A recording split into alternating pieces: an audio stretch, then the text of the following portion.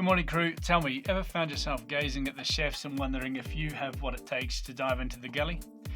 Chefs hold a unique role on board. Their skills seamlessly transition between on and offshore careers. So whether their yachting days are drawing to a close or if they fancy a change during the off season, then their culinary careers can still thrive on land. Skilled chefs are always in demand, and top salaries these days can be in the ballpark of 100k a year, even when they move to land-based roles.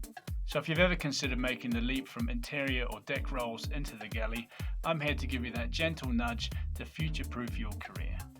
You already have a foot in the door. There's a whole host of skills that transfer really well from interior roles into the galley, and now's the perfect time to consider taking that plunge as the summer season draws to a close. So hop over to our website. We offer a free training called The Road to 100k a year as a chef.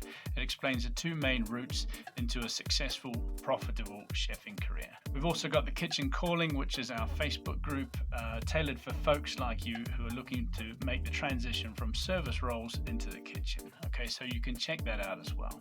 Safe passage. Enjoy the rest of your season.